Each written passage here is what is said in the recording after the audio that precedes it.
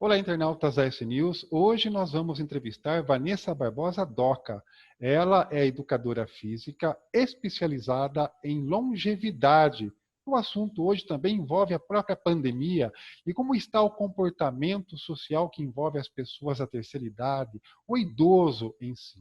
Até porque também a Vanessa, que tem e é uma profunda estudiosa do assunto, tem uma abordagem onde ela avalia a ruptura que aconteceu do antes e o depois da pandemia e de que forma isso influencia o envelhecer saudável nos próximos anos para uma melhor qualidade de vida. É isso mesmo, Vanessa? Boa tarde, muito obrigado pela sua atenção.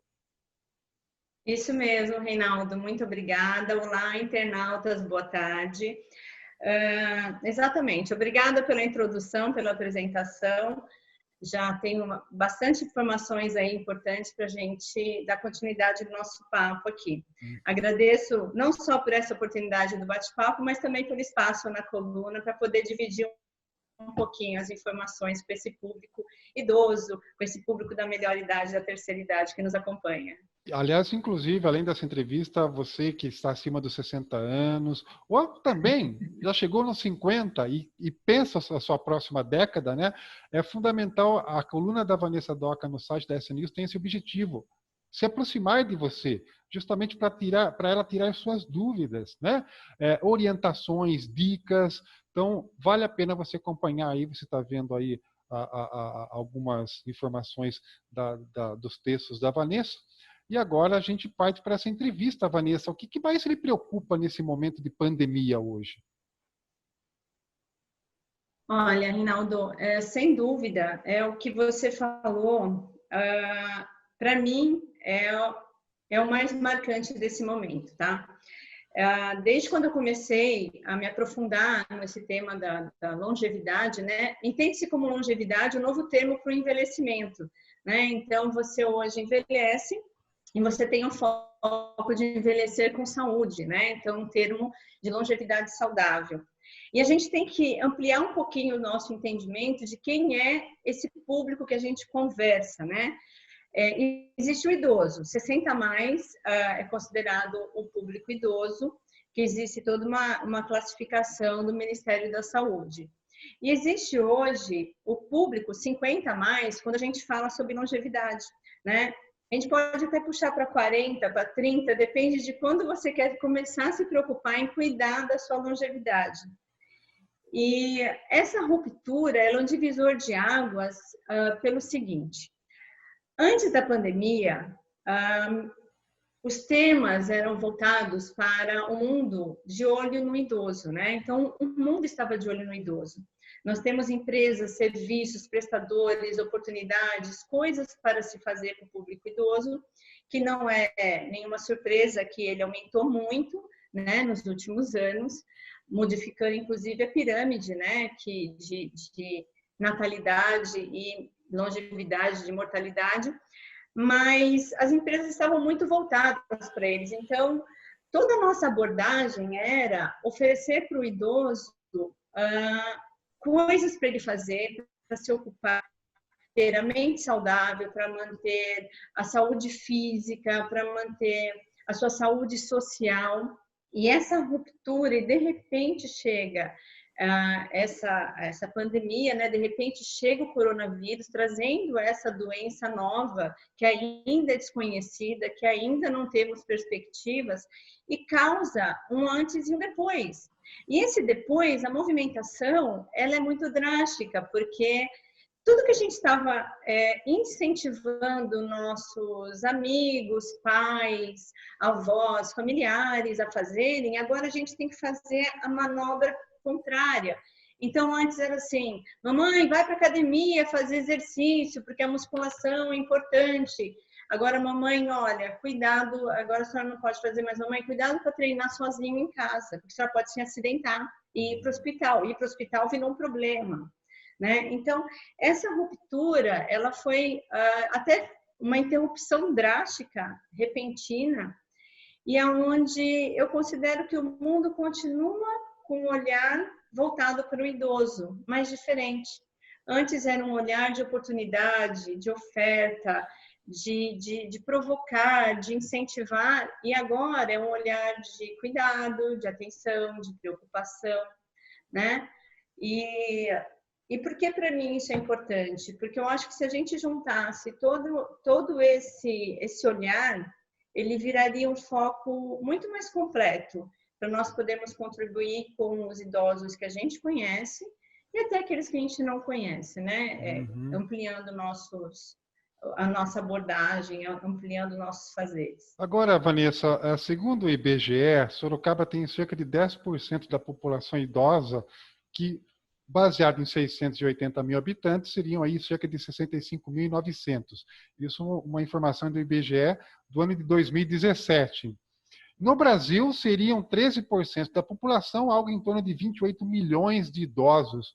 Ou seja, tem muita política pública, iniciativas privadas para serem voltadas para esse segmento? Olha, Reinaldo, está aí um outro ponto bem sensível para a gente falar, né? Porque, além dessa ruptura da pandemia que nós falamos, existe também o que eu chamo de parede social, né? Que divide toda essa população. Então, todos esses números que você passou, toda essa população, seja sorocabana, seja brasileira, seja mundial, ela tem o lado privado, né? E tem um lado público, aonde hoje a gente vê nitidamente que o público vê esse grande aumento de número de idosos, essa grande população, como um problema. Vide a reforma da Previdência, que foi uma comoção, né, de mobilização dos nossos poderes públicos. Localmente falando, a gente tinha uma força muito grande dos conselhos, os conselhos municipais, os conselhos estaduais, e eles não são mais, por lei, obrigatórios, né? Então, eles não viram mais aquela ferramenta de ajuda para essa população idosa, que, inclusive, vi até pouco tempo na FGV dados de que essa população não para de aumentar, né? Ela não para de aumentar, não é porque essa doença, a Covid, ela está matando os idosos, que o gráfico está tendo uma alteração no crescimento. Então, eles não vão deixar de existir. Eu acho que, infelizmente, a pandemia em si tirou um pouco o foco de muitas coisas, não só do idoso. Mas falando para o idoso, puxando para o lado do qual eu me envolvo,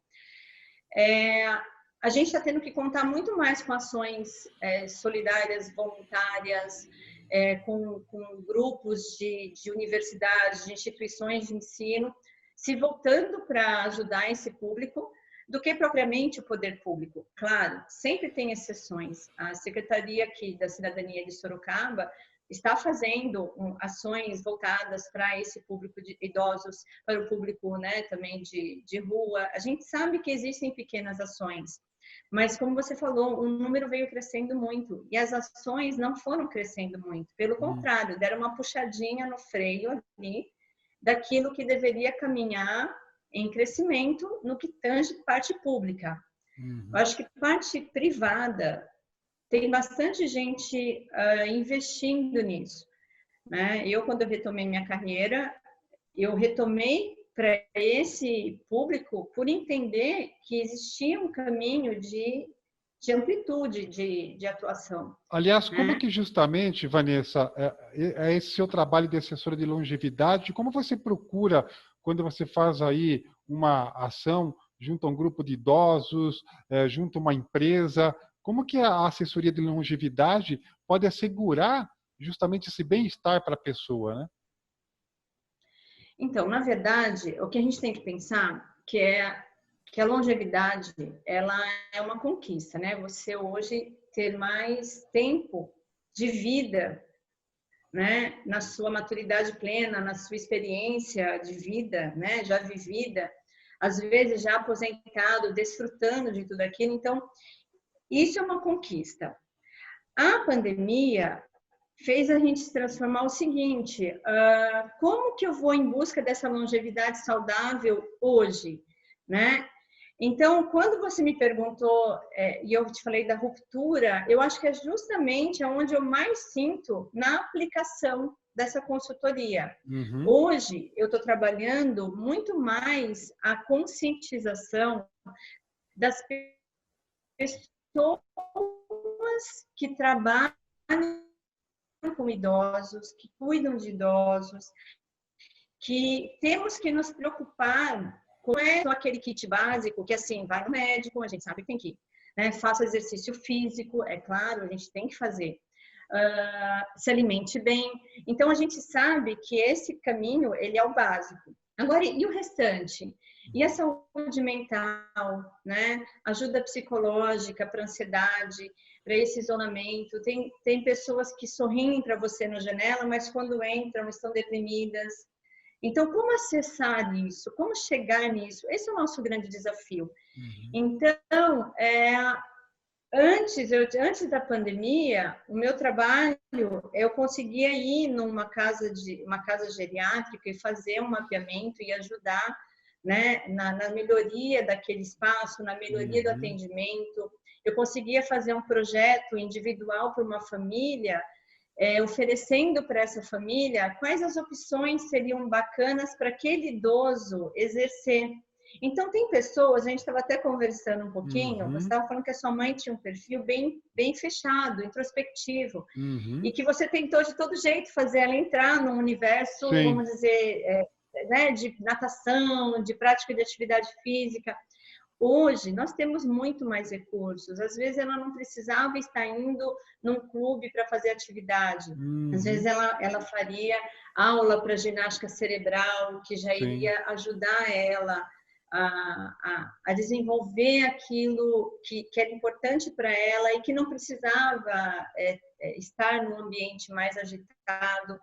Eu já tenho uma mãe que topa, que adora, que vai. Eu tenho um pai que é atleta, né? Atleta da terceira idade. Então, são perfis diferentes. E a minha consultoria, ela ajuda nisso. Ela ajuda a filtrar o que é melhor para aquele indivíduo. Então, eu diria que está muito mais voltado a um mapeamento do indivíduo, né? A personalizar aquilo que para aquele idoso, para aquele grupo de idoso, quando se trata de uma casa geriátrica, o que é legal oferecer? Ouvir os pais, os filhos, os netos, o que cada um pode contribuir, né? Então, hoje é uma coisa mais à distância. Hoje eu me preocupo mais em... Pode falar, pode falar. Não, pode concluir. Eu emendo aqui, pode seguir. Tá. Hoje, tudo à distância, então é mais tratar com as pessoas que cuidam, as pessoas que precisam estar atentos a esses idosos, entendeu? Você tocou numa coisa importante. Você tocou numa coisa interessante mesmo, porque há diferença de perfis psicológicos da pessoa que chega na terceira idade, correto? Então, sua mãe sempre, né, gostou de cantar, já vem da formação. Como eu estava comentando, a minha mãe sempre foi introspectiva. E eu, nos meus 30 anos como jornalista, imagine você estar fazendo reportagem, você tem todo o ferramental, conhecimento para colocar em prática junto à sua mãe. Então, legal, vamos lá, já quando ela está com 50 anos de idade, já pensar no futuro dela com 60, 70. Então, mãe, quer morar com a gente em casa e os netos? Não, não quero, quero ficar sozinha. Vamos para a praia viajar? Não, eu não quero, eu não gosto de pegar a estrada. Quer dizer, isso frustra a gente como filho, né? E de repente depois acaba a gente vendo que isso tem um impacto futuro no desenvolvimento psicológico da pessoa, né? Por isso que é fundamental a pessoa também despertar para isso em algum momento. Eu acho que sem dúvida. Eu acho que existe também assim a sua mãe. Faz parte, né? Só para os internautas entenderem, a sua mãe está ali no final da década de 70, quase 80. dentro daquela curva da longevidade que eu te falei, você considera 60, 70 anos, a década, né? Um idoso jovem, um idoso que está disposto a fazer as coisas, que quer desfrutar da aposentadoria, que quer curtir. E a partir dos 80 que começa a ter aquela característica do idoso, que se a gente pode dizer, o idoso velho, né? Então, aquele idoso mesmo, né? As terminologias, elas são sensíveis, Reinaldo, que nem você apresentou falando melhor idade, terceira idade, todas as terminologias, elas são cabíveis para se referir a esse público. Entendi. Mas em 98, quando eu trabalhava com a terceira idade, começou, não está errado, não, começou o termo da melhor idade. E toda vez que tem um termo, ela tem os dois lados. Tem gente que falava assim, imagina, melhor idade, eu só tenho dor, eu não gosto disso, eu não gosto daquilo. E tinha pessoa que falava melhor idade e se sentia o máximo. Então, quando a gente fala idoso, velho, melhor idade, terceira idade, a gente está falando da mesma coisa. E a longevidade é uma escolha pessoal, do mesmo jeito que às vezes a gente tem 30 anos e a gente faz exercício físico e com 40 a gente não quer mais fazer, né? Como você falou, você tocou na adolescência e agora retomou e voltou a fazer uma prática que te dá prazer. Então, tudo se resume na escolha pessoal, né? E é muito difícil a gente alertar, sabe? Alertar os nossos pais. É tão difícil, eu falo por mim mesma. Eu arrumei uma linguagem para falar com meus pais. Eu falo assim, como filha, né? Sentimento, né? Como profissional de longevidade, tal. E aí eu estou conseguindo acessar, mas olha só, é uma coisa que é nova para mim também, entendeu? Era muito mais fácil eu falar com o dono de uma casa geriátrica do que falar com meus pais, entendeu? Então, eu acho que é essa a questão. Eu acho que o que está faltando um pouquinho é isso. Lembra que eu conversei com você sobre o público-alvo da coluna? Eu quero falar diretamente com o idoso, mas olha, o idoso a gente já fala de 60 a 100 anos, entendeu? Então, são muitas diferenças de características, entendeu? É uma abordagem bem diferente. Agora, quando a gente fala sobre longevidade, é a pessoa pensando na saúde dela mesma, pensando na saúde do pai, da mãe. Fica mais fácil do que tratar como a velhice, entendeu? Tratar como idoso como se fosse uma coisa ruim. E não é. Então, vamos pensar nessa questão. Então, respondendo a sua pergunta, sem dúvida, o mais importante é tentar fazer a pessoa refletir, né? É buscar uma reflexão de como ela pode mudar. Eu sou educadora física e minha mãe começou a fazer musculação ano passado. Você acha que eu nunca falei para ela o quanto isso era importante? Né? Minha mãe dança, minha mãe canta, minha mãe faz teatro, minha mãe faz música, mas fazer musculação, que era importante para a densidade óssea dela, foi o ano passado. Olha só. Né? Então, dependeu dela. Né? Então, e é isso que nós temos que entender, nós filhos, nós cuidadores de idosos, entendeu? Gente, é tão difícil impor algo para uma criança. Por que você vai impor para um adolescente? Entendeu? Por que você vai impor para os seus pais? Então, às vezes é isso, é buscar informação de como acessar nossos pais. A sua mãe, por exemplo, ela podia ser acessada. Hoje, você tem um conhecimento teórico, prático, de outras formas de acessar sua mãe, né? Que antigamente não tinha. Eu a mesma coisa, né? Então, acho que é um segredo aí para ser compartilhado. A gente tem que acessar eles, a reflexão deles. E entendeu? agora, Vanessa, que a gente tem uma perspectiva aí meio complexa, né? A pandemia, todos nós estamos esperando uma vacina para tentar que o novo normal se estabeleça com uma flexibilidade e as pessoas possam sair mais. Os idosos estão tendo que ficar o máximo possível dentro de casa. Que dica você dá para os idosos aí que estão em casa e que devem fazer? Não pode sair, tem uma televisão ao alcance, no máximo um celular, enfim. Olha, você me fez lembrar o seguinte, quando eu dava aula lá atrás, para a terceira idade, o grande orgulho delas era falar assim, ao invés de eu ficar em casa, no sofá, eu estou aqui fazendo atividade. E agora eu fico imaginando essas pessoas que foram buscar isso, né? Que se conscientizaram, que foram tocadas, tendo que voltar para o panorama, tem que ficar aqui na minha casa. É tão difícil. E agora falando do que eles devem fazer, né? Eu acho que sempre você tem que se preocupar com todos os aspectos que envolvem a saúde do idoso, né?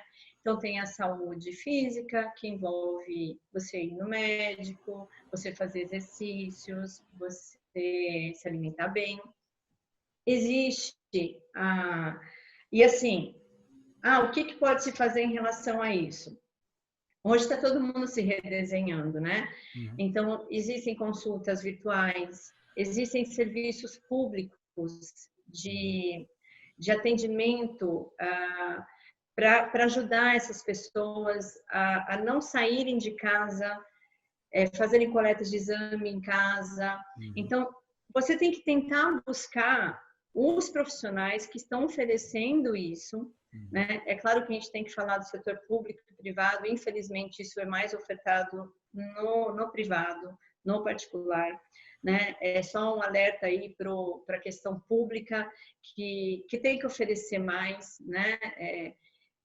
Estrutura para isso, uma melhor estrutura para isso. O que é feito hoje são repartições, né? Você vai no hospital público, o setor Covid geralmente é isolado, é separado, para trazer o mais possível, o maior possível atendimento. Uhum.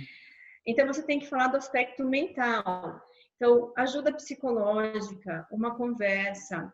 Aqui em Sorocaba tem um serviço, então chama escuta acolhedora. Você liga, pede uma ajuda.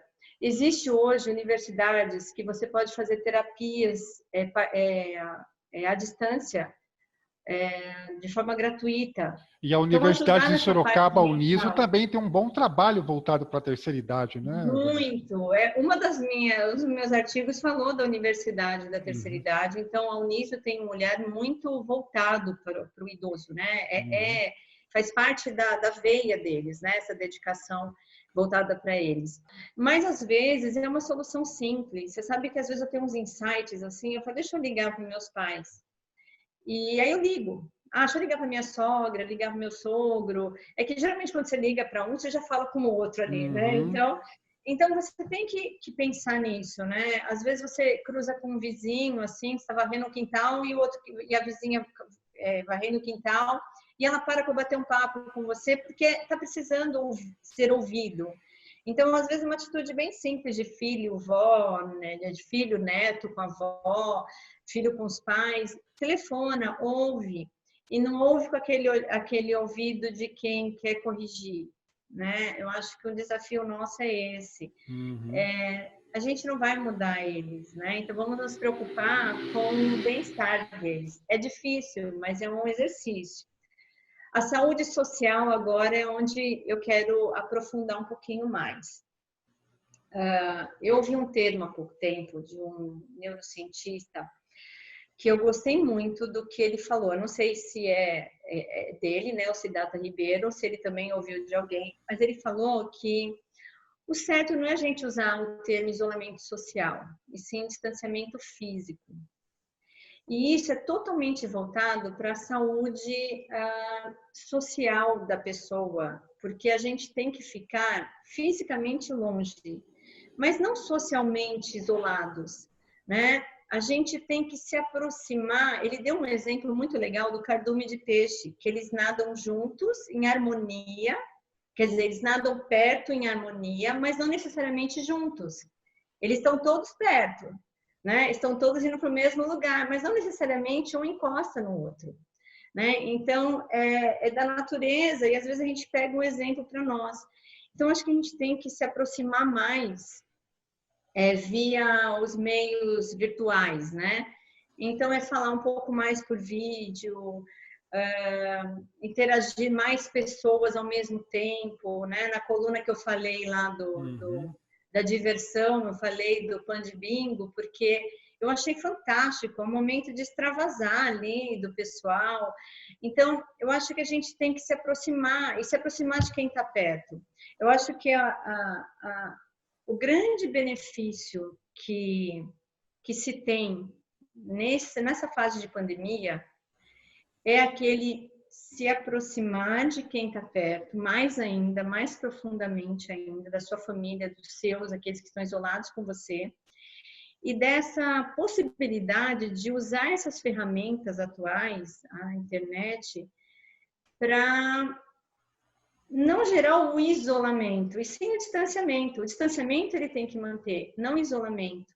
Eu vou até dar um exemplo. O meu marido lidera uma equipe e durante essa pandemia a empresa dele adotou tipo 98% home office.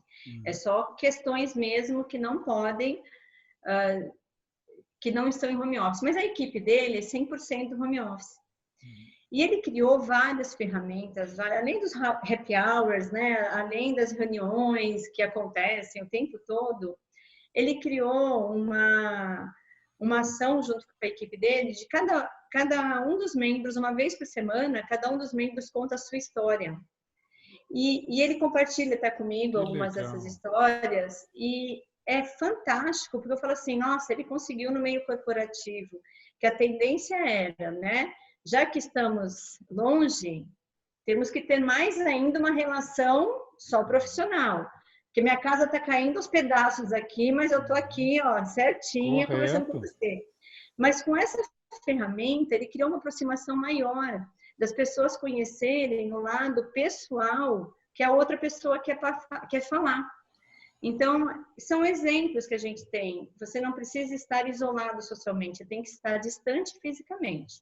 Aqui em Sorocaba, então, agora mais que tudo, a gente tem que respeitar isso para não voltarmos para a fase laranja, né? Porque conquistamos a fase amarela, temos que fazer nossa parte. E é com distanciamento físico. O isolamento social é uma opção. Eu acho que para quem não tem opção, né, algumas pessoas não têm acesso à informação, algumas pessoas não têm acesso a isso, que é um privilégio nosso e dos internautas que estão assistindo. Né? A gente não pode deixar também esse nosso olhar utópico dizer que eles não existem e que a gente tem que tentar, de alguma forma, levar isso, né? Seja por ações sociais, seja por um telefonema.